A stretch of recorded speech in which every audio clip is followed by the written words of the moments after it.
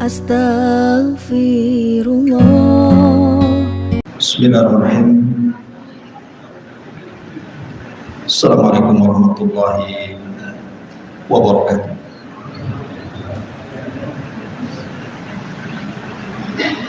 Alhamdulillah wassalatu wassalamu ala Rasulillah wa ala alihi wa sahbihi wa mawalah wa la hawla wa la quwwata illa billahi wa ba'd. Alhamdulillah, di malam hari ini kembali kita bisa duduk untuk bertalabul ilmi, dan kita masih membahas kitab Syarhus Sunnah karya besar Imam Al-Barbahari rahimahullah ta'ala. Kita masuk pada perkataan beliau, Al-Imam Al-Barbahari rahimahullah ta'ala qala: wa idha sami'ta ar-rajula yad'anu 'ala al-athari aw yaruddu al-athari aw yuridu ghayra al-athari fattahimhu 'ala al-islam wa la tashukku annahu sahibu hawan mubtadi'in. Berkata Imam Al-Barbahari rahimahullahu ta'ala, apabila engkau mendengar seorang laki-laki yang mencela terhadap asar, maksudnya hadis-hadis Nabi sallallahu alaihi wasallam, ataupun menolak asar, maksudnya hadis Nabi sallallahu alaihi wasallam, atau menginginkan selain daripada asar, hadis-hadis Nabi sallallahu alaihi wasallam, maka curigai keislamannya dan jangan pernah ragu bahwa dia adalah pengikut hawa nafsu dan seorang ahli bid'ah. Baik. Pada minggu yang lalu kita sudah menjelaskan tentang bahaya mencela para sahabat Nabi sallallahu alaihi wasallam, dan mencela sahabat Nabi sallallahu alaihi wasallam sama dengan menghancurkan Islam. Maka di sini masih ada erat kaitan dengan bab sebelumnya, di mana pada bab ini kita akan membahas tentang bahaya orang yang mencela hadis ataupun menolak hadis atau mengambil selain daripada hadis Nabi sallallahu alaihi wasallam. Mungkin antum pernah mendengar ada istilah Qur'aniyun, orang-orang yang hanya berpegang dengan Al-Quran, atau istilah lain ingkar sunnah, orang-orang yang mengingkari sunnah Nabi sallallahu alaihi wasallam. Lah mu'allif rahimahullahu ta'ala ingin membantah kelompok ini, kelompok orang-orang yang mengingkari sunnah dan mengatasnamakan Qur'aniyun, hanya berpegang kepada Quran saja dan tidak mau memegang kepada sunnah. Ma'asyiral muslimin yang dimuliakan Allah azza wa jalla, ada beberapa poin yang masuk pada bab yang kita bahas ini,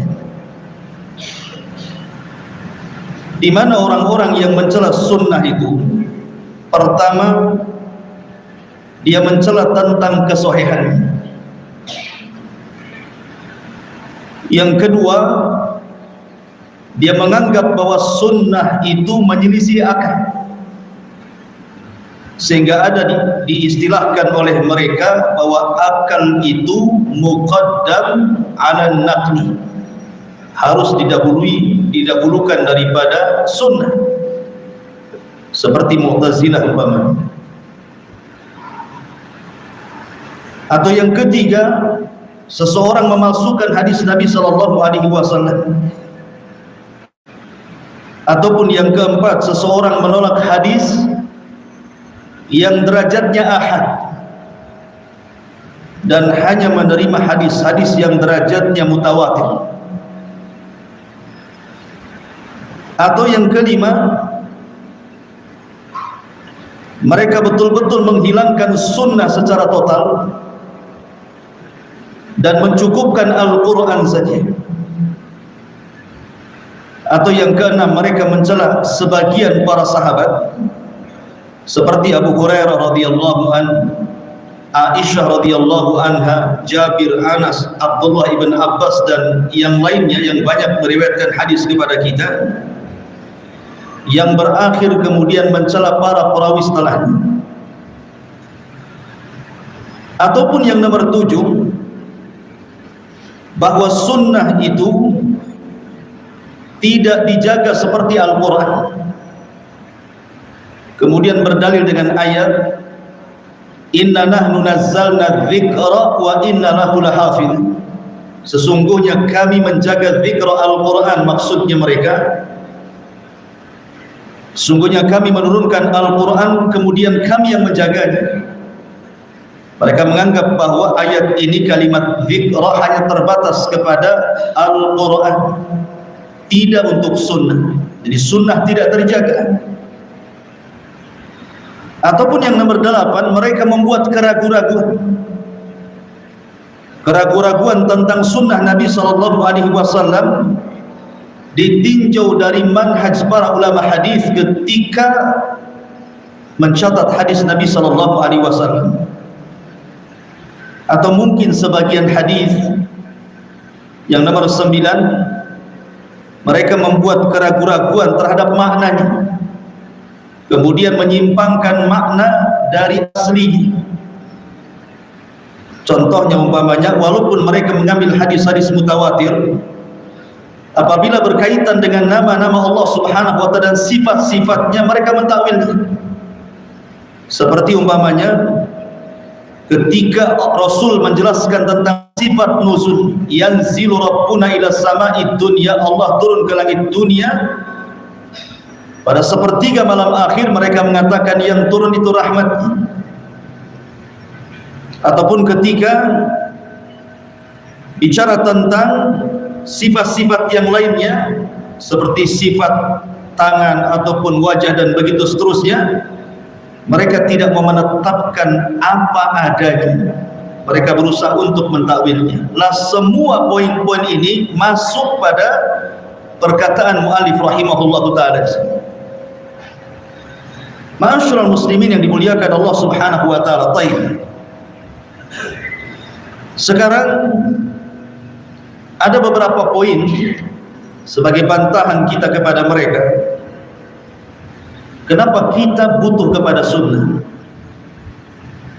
Karena hakikatnya ikhwan, Al-Quran itu lebih berhajat kepada sunnah dibandingkan sunnah kepada Al-Quran. Karena selamanya orang itu tidak bisa mengamalkan Al-Quran secara utuh kecuali dia harus memahami dengan sunnah. Makanya kita katakan kepada mereka, para pengingkar sunnah itu, dan hendaklah mereka menjawab pertanyaan-pertanyaan kita, kenapa kalian kemudian menolak sunnah Nabi SAW.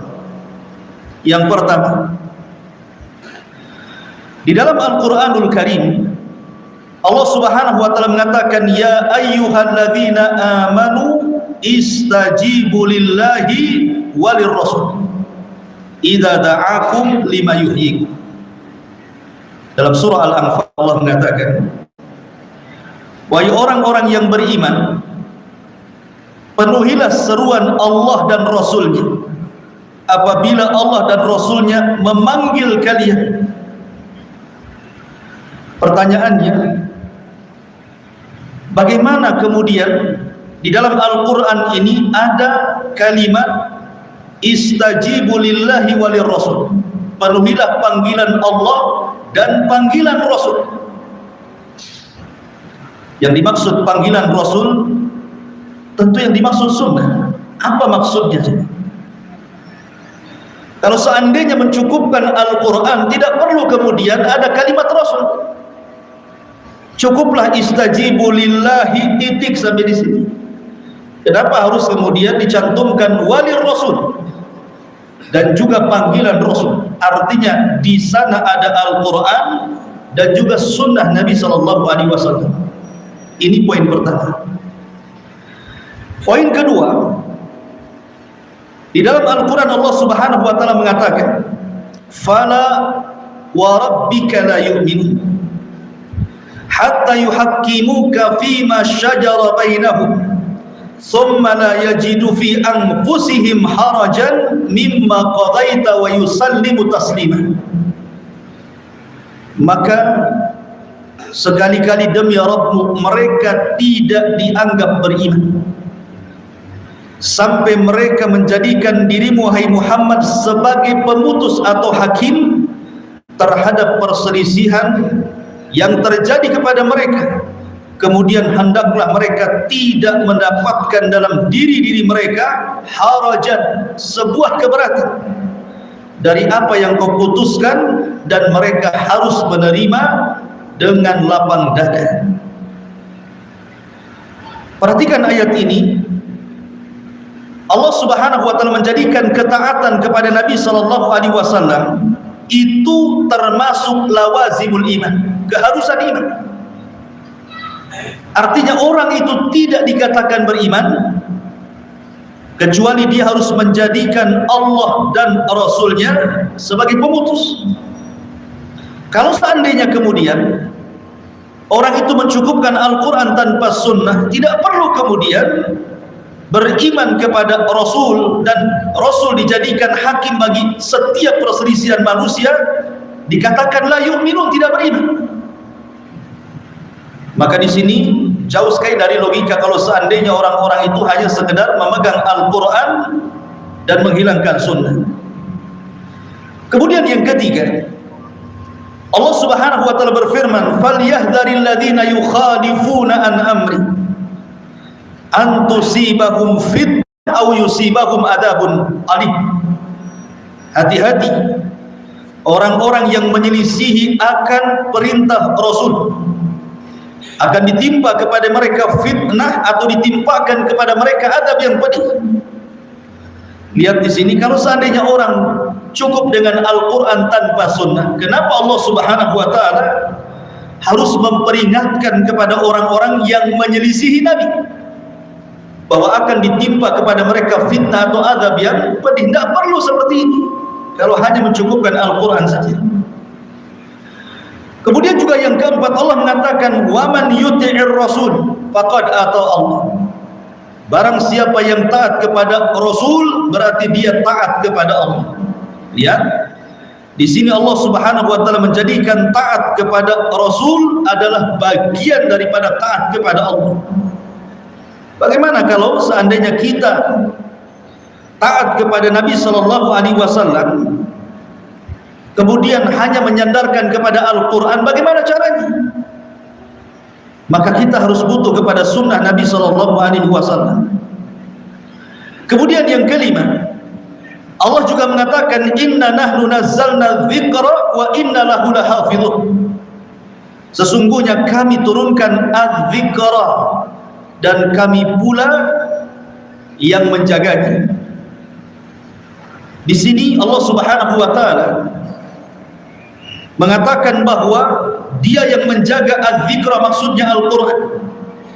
Tentu kalimat zikra di sini tidak mesti Al-Quran, bisa juga sunnah. Karena orang tidak mungkin memahami Al-Quran dengan benar kecuali berhajat kepada sunnah. Contoh umpamanya, Allah Subhanahu wa Ta'ala mengatakan aqimus shalah, dirikan salat. Bagaimana caranya untuk memahami kalimat salat di sini? Harus butuh kepada sunnah, kan? Maka datang Rasul menjelaskan, oh solat itu dimulai daripada takbir, diakhiri dengan salam, kan itu. Kalau seandainya cukup kepada Al-Quran saja tanpa sunnah, mungkin antum tidak akan solat seperti tadi antum salat. karena Quran tidak menjelaskan dari takbir sampai salam, hanya mengatakan laksanakan sholat ataupun tegakkan sholat. Kemudian juga Allah juga mengatakan yang keenam, wa ma atakumur rasul fakhudhu, apa yang datang dari Rasul kepada kalian ambil.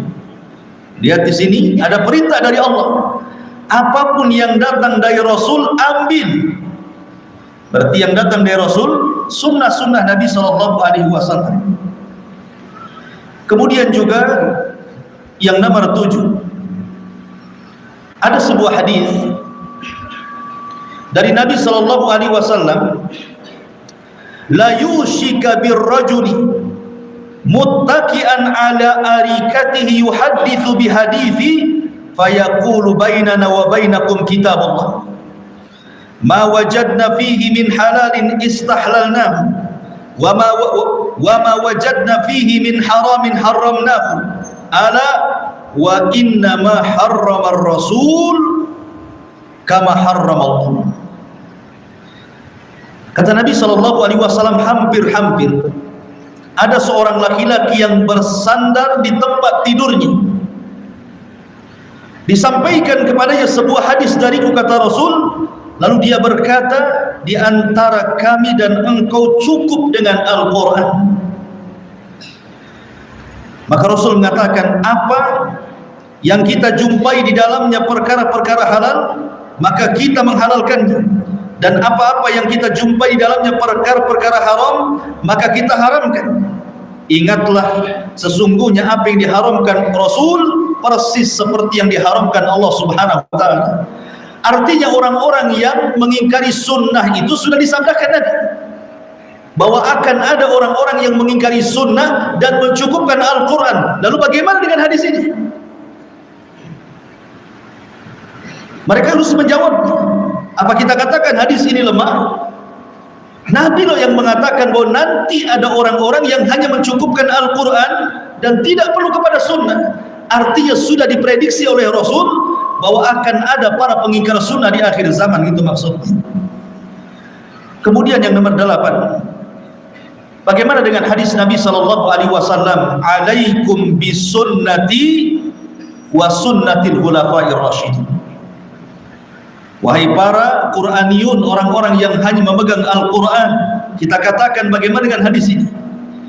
Rasul katakan, wajib kalian berpegang dengan sunnahku dan sunnah khulafaur rasyidin. Di sini ada isyarat kita memegang sunnah Rasul dan sunnahnya para sahabat Nabi SAW. Kemudian juga yang nomor 9, bagaimana dengan sabda Nabi SAW, sallu kama ra'aitumuni usalli. Salatlah kalian sebagaimana kalian melihat aku salat. Bagaimana dengan hadis ini? Makanya saya katakan, kalau seandainya ada orang yang mengatakan kami cukup dengan Al-Quran, bagaimana dengan hadis ini? Salatlah kalian sebagaimana aku salat. Karena Al-Quran tidak menjelaskan bagaimana salatnya Rasul. Atau Rasul mengatakan, khudhu anni manasikakum, ambillah manasik-manasik haji kalian dari aku. Quran tidak menjelaskan bagaimana cara haji. Lalu bagaimana dengan hadis Nabi, ambillah manasik-manasik haji kalian dari aku. Kemudian juga ketika Nabi SAW memberikan muqaddimah dalam setiap khutbahnya yang disebut dengan khutbatul hajah namanya, yang biasa para ustaz kita memulainya dengan kalimat innal hamdalillah nahmaduhu wa nasta'inuhu wa nastaghfiruh sampai kepada perkataan wa khairul huda huda Muhammadin sallallahu alaihi wasallam. Rasul yang mengatakan seperti itu dalam setiap khutbatul hajahnya. Wa khairul huda huda Muhammadin sallallahu alaihi wasallam, sebaik-baik petunjuk adalah petunjuk Nabi. Artinya sunnah, bukan Quran. Karena Quran sudah jelas. Kemudian juga yang selanjutnya, kalau kita melihat bagaimana juhudul ulama, bagaimana kerasnya para ulama menghabiskan waktunya, menghabiskan biayanya, menghabiskan tenaganya hanya untuk mencatat hadis, kemudian mensyarah hadis, Kalau seandainya orang itu hanya berpegang dengan dengan Al-Quran dan Sunnah, lalu apa faedah para ulama itu? Apa faedah para ulama itu? Imam Ahmad keliling dunia 2 kali, hatta jama'al musnad, sampai terkumpul musnad. Yang musnad itu banyak, itu tidak bisa satu orang mengangkatnya, berjilid-jilid. Berarti kalau begitu sia-sialah Imam Ahmad itu keliling dunia, sia-sia Imam Bukhari, Imam Muslim, Imam Tirmidzi, Abi Dawud, Ibnu Majah, Daruqutni, semua sia-sia jadinya kan, kalau hanya berpegang kepada Quran saja. Ma'asyiral muslimin yang dimuliakan Allah Subhanahu wa taala, termasuk juga yang selanjutnya adalah kita lihat apabila orang mengingkari sunnah Nabi sallallahu alaihi wasallam, berarti mereka mengingkari kesepakatan para ulama. Ketika mereka sepakat bahwa tidak ada hadis tersahih setelah Al-Quran kecuali hadis Bukhari kemudian Muslim, lalu apa arti konsensus para ulama kalau begitu? Percuma sajalah para ulama itu membuat ijma, kesepakatan kan? Mereka berkumpul mengatakan bahwa hadis tersahih setelah Al-Quran adalah Bukhari kemudian Muslim. Buat apa buat konsensus kalau hanya memegang Quran saja? Logikanya di mana coba? Ma'asyiral muslimin yang dimuliakan Allah Subhanahu wa taala, kalau seandainya mereka mengatakan penulisan sunnah itu penulisan sunnah Nabi sallallahu alaihi wasallam itu terjadi belakangan. Kapan itu? Ketika di zaman Umar bin Abdul Aziz. Di zaman Umar bin Abdul Aziz, di mana Umar bin Abdul Aziz memerintahkan 2 ulama. Pertama Abu Bakar ibn Hazm, dan yang kedua Al-Imam Az-Zuhri. 2 ulama inilah yang pertama kali mengumpulkan hadis Nabi. Mereka mengatakan seperti itu. Sehingga kemungkinan yang namanya mengumpulkan sunnah belakangan bisa saja terjadi kesalahan. Jadi dalilnya itu kemungkinan. Paham enggak? Dalil mereka kan kemungkinan. Sebab kalau seandainya mereka mendatangkan sesuatu yang jelas, jangan pakai kalimat kemungkinan, datangkan buktinya. Qul hatu burhanakum in kuntum shadiqun. Mana buktinya kalau kalian itu benar kan gitu ya? Oke, kita bantah. Enggak apa-apa kalau kalian mengatakan seperti itu. Al-Qur'an sendiri itu pembukuannya di zaman itu juga belakangan.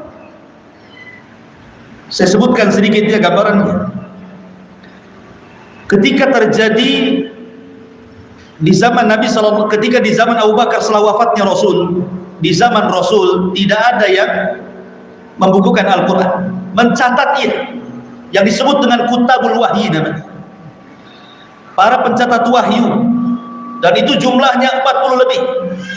Antaranya Ali bin Abi Thalib radhiyallahu an, Abdullah ibn Mas'ud, Mu'adz ibn Jabal, Zaid ibn Thabit, dan banyak, pokoknya 40 lebih yang disebut dengan kutabul wahyi, termasuk Muawiyah bin Abi Sufyan. Tetapi di zaman itu ya mereka hanya ditulis, diletakkan. Karena di zaman Nabi sallallahu alaihi wasallam itu kebanyakan mereka menghafal. Mereka hanya menghafal saja. Mereka menulis, diletakkan gitu saja. Tidak kayak kita setiap rumah ada mushaf dan menghafalnya. Di zaman Nabi SAW Quran itu diletakkan di dada. Kemudian setelah Rasul wafat, terjadilah perang yang disebut dengan Hadiqatul Maut, kebun kematian namanya. Orang-orang yang memerangi orang-orang murtad. Abu Bakar Siddiq radhiyallahu an ketika berperang di Yamamah melawan Musailamah Al-Kadzdzab, 70 para qurra, pakar-pakar Quran meninggal. Akhirnya Umar radhiyallahu an datang kepada Abu Bakar untuk mengumpulkan lembaran-lembaran mushaf yang di tangan para sahabat itu. Awalnya Abu Bakar nggak mau. Akhirnya kemudian Allah bukakan dadanya, akhirnya mau mengumpulkan Quran. Itu pun hanya sekedar dikumpulkan, kemudian disediakan satu, disimpan. Sahabat Nabi sallallahu alaihi wasallam mengandalkan hafalan. Baru kemudian di zaman Utsman ibn Affan, ketika Utsman ibn Affan radhiyallahu mendapatkan laporan bahwa para sahabat Nabi SAW berselisih pendapat dengan qiraah, kemudian hampir berperang gara-gara perselisihan qiraah itu. Maka Utsman mengumpulkan manusia. Maka ini bedanya Abu Bakar dengan Utsman. Kalau Abu Bakar mengumpulkan Quran, kalau Utsman mengumpulkan manusia untuk mengumpulkan Quran. Itu bedanya ya. Kalau Abu Bakar hanya mengumpulkan Quran saja, tapi Utsman mengumpulkan manusia untuk mengumpulkan Quran. Akhirnya kemudian qiraah yang syadzah, qiraah yang bermasalah itu dibakar dan dijadikan qiraah yang disepakati menjadi satu, jadilah namanya Mushaful Imam yang kita kenal dengan Mushaf Utsmani hari ini. Lah mushaf ini kemudian diletak dikirim, dicetak gitu kan, beberapa mushaf dikirim ke Yaman, dikirim ke Syam, dikirim ke daerah-daerah di Basrah, di Kufah, kemudian di Mekah, di Madinah, supaya tidak ada perbedaan qiraah lagi. Tapi walaupun demikian, tidak ada para sahabat yang mereka mengandalkan mushaf yang dikumpulkan oleh Utsman bin Affan radhiyallahu anhu. Tetap aja mushaf disimpan, mereka dari hafalan saja. Tidak ada di rumah-rumah mereka itu ada mushaf kayak sekarang tiap rumah ada mushaf, tidak ada. Karena di zaman itu hanya mengandalkan hafalan. Ya. Baru kemudian setelah di zaman Ali, kemudian mulailah diharokati, kemudian di zaman setelah Ali radhiyallahu anhu, kemudian berlalunya waktu, barulah kemudian dicetak mushaf banyak-banyak sehingga sampai tadi lah hadis Nabi juga sama. Di zaman Nabi SAW sudah ada orang yang mencatat hadis itu, bukan tidak ada, sudah ada. Makanya Abu Hurairah radhiyallahu anhu mengatakan, sesungguhnya tidak ada orang yang lebih banyak hafalan hadis Rasul dibandingkan diriku kecuali Abdullah ibn Amr bin As. Dia mengungguliku karena dia mencatat, aku menghafal. Kata Abu Hurairah, ya wajar dia mau mencatat, aku menghafal, kan gitu. Artinya sudah ada yang mencatat kan. Makanya ketika Abdullah ibn Amr bin As ini, dia mencatat apa yang didengar Nabi SAW, ditegur sama orang-orang Quraisy, ngapain kau mencatat apa yang dikatakan Nabi, dikatakan si Muhammad itu? Bukankah dia bisa bicara dalam kondisi redha dan kondisi ghadab, marah? Akhirnya kemudian berhentilah Abdullah bin Amr bin As ini tidak mencatat hadis lagi. Tapi kemudian dia datang kepada Nabi SAW menceritakan perkataan Quraisy kepada dirinya. Maka Rasul mengisyaratkan dengan telunjuk, maksudnya begini, jangan dengarkan mereka, catat saja, karena tidak ada yang keluar dari lisanku kecuali kebenaran. Uktub wa ma kharaja minni ilal haqq, kata Rasul, catat saja, karena tidak ada yang keluar dari lisanku kecuali kebenaran. Bahkan Nabi SAW pernah dalam sebuah khutbah itu meminta, ada seorang yang bernama Ibnu Sa'd meminta catatan khutbah Rasul SAW. Kata Rasul, buatkan catatan kepada Ibnu Sa'd. Artinya sudah ada yang mencatat hadis di zaman Rasul, tapi belum terbukukan secara rapi yang kita kenal dengan Sahih Bukhari, Muslim, Abi Dawud. Tidak, ya dibukukan itu saja.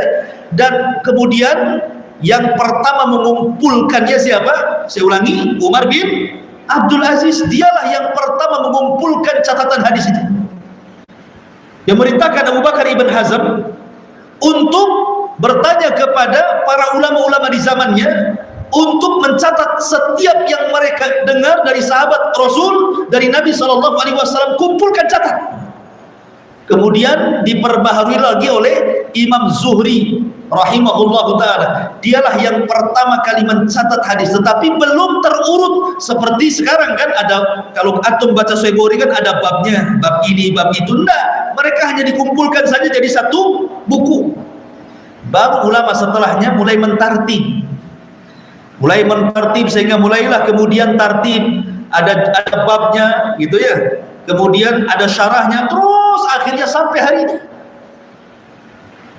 disyarah kitab-kitab hadis Nabi SAW. Jadi kalau mereka mengatakan kemungkinan hadis itu, jangan-jangan yang menukilkan salah dari Nabi. Orang yang mengatakan seperti ini, ikhwan, mereka tidak pernah mengagungkan sunnah dan tidak pernah menghargai para ulama hadis. Karena para ulama itu, mereka ketika mengumpulkan hadis atau mendengar hadis, salah sedikit lafaz saja, itu mereka akan membantahnya. Contoh namanya Abdullah bin Umar radhiyallahu anhu, ketika dia meriwayatkan hadis tentang arkanul Islam, bunyal Islam ala khamsin, syahadati an la ilaha illallah wa asyhadu anna wa syahadati anna Muhammadar Rasulullah wa iqamis salati wa ita'iz zakati wa hajjil baiti wa shaumi ramadan. Dalam hadis Jibril didahulukan puasa baru haji. Tapi dalam hadis Abdullah ibn Umar, haji dulu baru puasa. Jadi ada orang yang mengatakan kepada Abdullah ibn Umar, wahai Abdullah ibn Umar, harusnya kau katakan puasa dulu baru haji. Kenapa kau katakan haji dulu baru puasa? Kata Abdullah ibn Umar, saya katakan haji baru puasa, itu yang saya dengar dari Nabi SAW. Jadi dia tetap mempertahankan lafadznya dari Nabi. Kemudian juga hadis Bara bin Azib radhiyallahu an dalam doa tidur, umpamanya contohnya. Salah satu lafadznya adalah amantu bi kitabikal ladzi unzil wa bi nabiyyikal ladzi ursil. Aku beriman dengan kitabmu yang kau turunkan dan dengan nabimu yang kau utus. Dikatakan kepada Bara bin Azib, jangan nabi, harusnya rasul. Kata Bara bin Azib, ini yang aku dengar dari Nabi. Sampai sedemikian rupa. Jadi bukan sembarang mereka itu kemudian merubah-rubah sunnah Nabi SAW. Tidak. Zaman dulu itu para ulama luar biasa, mereka mensaring hadis Nabi SAW. Makanya kalau orang membaca kitab-kitab hadis sampai kepada huruf waw, itu dibahas. Dalam riwayat tidak ada huruf wawunya. Dalam riwayat ada huruf wawunya, dalam riwayat ada kalimat indahu, dalam riwayat tidak ada kalimat indahu. Saking telitinya loh para ulama hadis itu. Bahkan ada satu kisah ketika ada seorang rawi kadzab namanya Aban ibn siapa itu? Lupa, pokoknya di awalnya Aban itu. Dia seorang rawi pendusta. Kakeknya sahabat Rasul, Aban ini.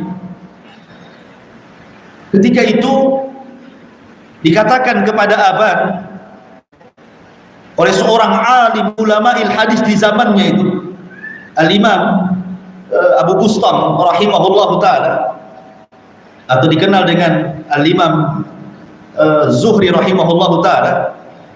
Jadi Imam Zuhri ini dia sampai ngomong di pasar-pasar, fa innal aban kadzab. Aban itu pendusta. Ngomong di pasar-pasar. Datanglah Hamad bin Zaid kepada Zuhri dan mengatakan, ya Imam, kamu tidak kasihan Aban itu kakeknya sahabat. Didoakan oleh Nabi SAW dari sahabat-sahabat Ansar. Tolonglah jangan kau mengatakan Aban ini pendusta terus seperti itu. Cukup sekali saja katanya. Akhirnya kemudian Imam Zuhri mengatakan kepada Ahmad, baik. Masalahnya setelah 2 hari berlewat, ada penguburan jenazah. Orang-orang hadir semua di situ. Aban hadir, Imam Zuhri juga hadir, Hamad juga hadir. Tiba-tiba Zuhri mengatakan, Aban kadzab, pendusta di depan orang. Di hadapan orang. Akhirnya kemudian Hamad mengatakan, bapak saya, diam, ini ramai orang kan? Ya. Tapi dia mengatakan, la fa innahu minad-din, tidak, ini bagian agama. Kalau aku tidak katakan dia pendusta, orang tidak bisa lagi membedakan mana hadis sahih, mana hadis dhaif. Begitulah para ulama gitu. Saking kerasnya gitu yang menjaga hadis Nabi SAW sampai mereka melakukan hal yang seperti ini. Makanya Sufyan Ats-Tsauri rahimahullah ta'ala mengatakan, tidak mungkin orang itu bisa memalsukan hadis Nabi. Sebab kalau seandainya di barat ada yang memalsukan hadis Nabi, di timur pasti ada yang menjelaskan bahwa hadis itu tidak benar atau benar. Kemudian Sufyan Ats-Tsauri mengatakan, inna nahnu nazzalna dzikra wa inna lahu lahafidun. Sesungguhnya kami turunkan az-zikr, Quran dan sunnah, kami pula yang menjaganya dengan adanya para ulama. Masyaallah muslimin yang dimuliakan, kalau mereka mengatakan sunnah itu kan belakangan dicatat, dikumpulkan, kemungkinan ada salah. Iya, dalil kali ini hanya kemungkinan saja. Kalimat kemungkinan ini bukan dalil. Kalau memang benar, ya buktikan sajalah kemungkinan kalian itu kan. Buktikan mana kemungkinan itu di mana kan gitu ya. Jangan kita ini mengagak-agak bahasanya. Harus jelas, ini agama ini jelas, karena sanad itu bagian daripada Islam. Sebab kalau sanad bukan bagian daripada Islam, orang bisa berucap sekehendaknya. Tidak bisa seperti itu. Masyaallah muslimin yang dimuliakan Allah Subhanahu wa taala. Kemudian timbul syubhat dari para pengingkar sunnah Nabi sallallahu alaihi wasallam. Mereka berdalil dengan hadis Abi Sa'id Al-Khudri, hadis yang sahih. Hadis Abi Sa'id Al-Khudri ini radhiyallahu anhu. Jadi suatu ketika Abu Nadrah ini berkata kepada sahabat Abi Sa'id Al-Khudri radhiyallahu anhu, "Ala taktub ma nasma'u minka, qala aturiduna an taj'aluha masahib, inna nabiyakum kana yuhaddithuna fanahfadh fahfadhu kama kunna nahfadh." Katanya Abi Nadrah kepada Abi Sa'id Al-Khudri, "Tidakkah kau mencatat apa yang kita dengar dari Nabi sallallahu alaihi wasallam?" Kata Abu Sa'id, "Apakah engkau akan menjadikan catatan-catatan itu mushaf? Kau mau samakan mushaf dengan hadis gitu kan?" Tidak, cukup menghafal saja. Jadi seolah-olah di sini sahabat Abu Sa'id Al-Khudri radhiyallahu anhu mengatakan tidak perlu mencatat hadis, cukup Quran saja. Gitu maksudnya. Tetapi mereka tidak ingat orang yang berdalil seperti ini. Larangan menulis yang dimaksud di zaman Nabi Shallallahu Alaihi Wasallam itu pertama karena dikhawatirkan tercampur dengan Quran, itu satu. Yang kedua, maksudnya bagi orang-orang yang menghafal Quran tidak perlu dia mencatat, tapi bagi yang menghafalnya rendah boleh mencatat. Atau mungkin yang ketiga, hadis Abi Sa'id Al-Khudri yang menunjukkan larangan pencatatan hadis di zaman Nabi Shallallahu Alaihi Wasallam itu maksudnya sudah dimansuh, karena ada hadis Abi Sa'id sendiri dari Nabi Shallallahu Alaihi Wasallam di mana Nabi Shallallahu Alaihi Wasallam membolehkan mencatat hadis, seperti yang dikatakan oleh Abdullah ibn Amr ibn As tadi. Artinya sudah dimansuh, awalnya dilarang tapi kemudian dibolehkan. Jadi tidak benar kalau seandainya kemudian Nabi Shallallahu Alaihi Wasallam melarang mutlak iya pada awalnya, tetapi setelah itu Nabi Shallallahu Alaihi Wasallam membolehkan mencatat. Salah satunya adalah perintah Rasul kepada Abdullah ibn Amr ibn As, catatlah wahai Abdullah ibn Amr bin As, karena tidak ada yang keluar dari lisanku kecuali kebenaran. Ma'asyiral muslimin yang dimuliakan Allah Subhanahu wa taala. Baik. Kemudian ada beberapa faedah dari perkataan para ulama yang memperkuat perkataan Al-Imam Al-Barbahari rahimahullahu ta'ala. Berkata Ayyub As-Sikhtiyani rahimahullahu ta'ala, "Idza haddathta ar-rajula bis-sunnati faqala da'na min hadha wa haddithna min al-Qur'an fa'lam annahu dhallun mudhil." Apabila engkau bercerita kepada seseorang dengan sunnah Rasul, tiba-tiba dia mengatakan aku tidak putus sunnah, kembalikan Quran saja, ketahuilah dia itu adalah orang sesat dan menyesatkan manusia. Imam Syafi'i rahimahullahu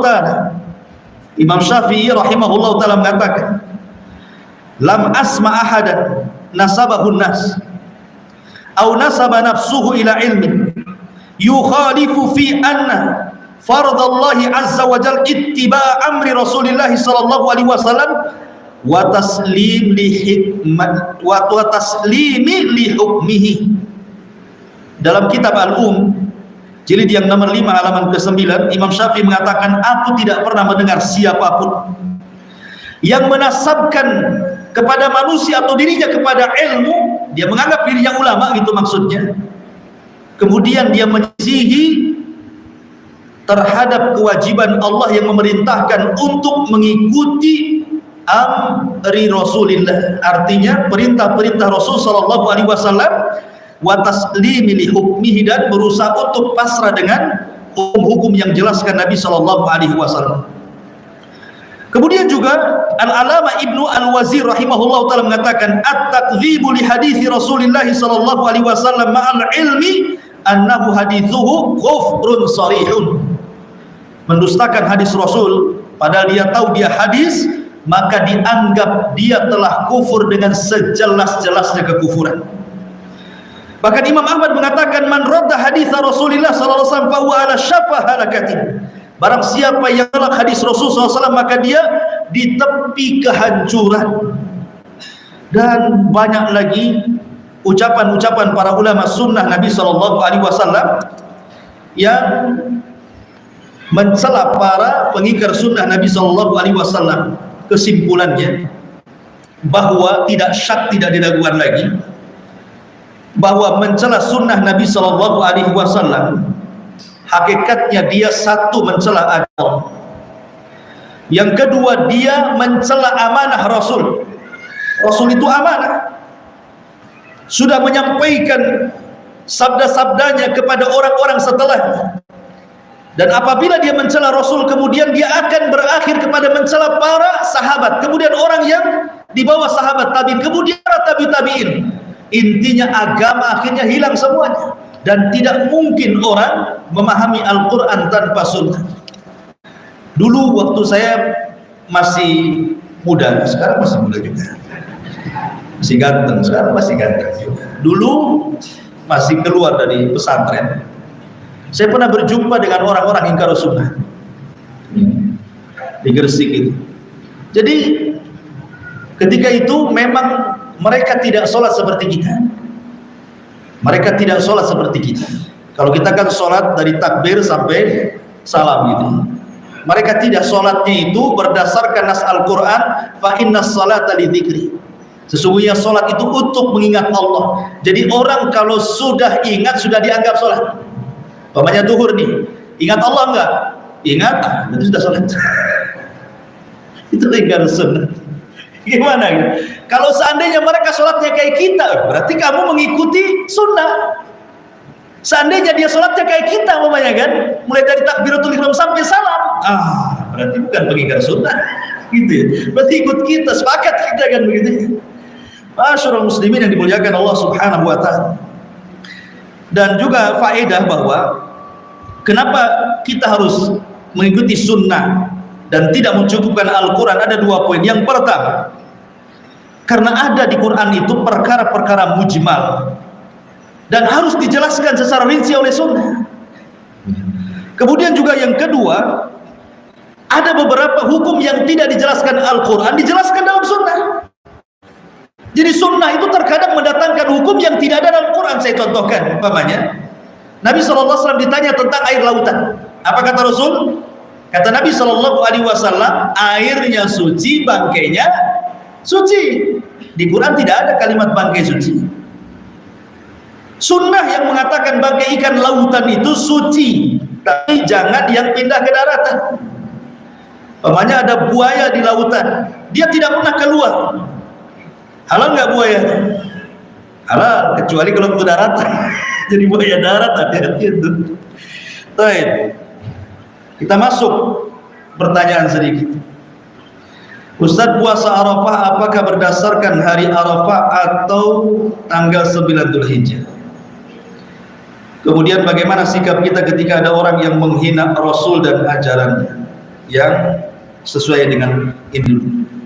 Bagaimana sikap kita terhadap orang yang menghina Rasul? Ya, sekarang memang akhir-akhir ini kita dihebohkan dengan orang yang mulai menghina Nabi SAW.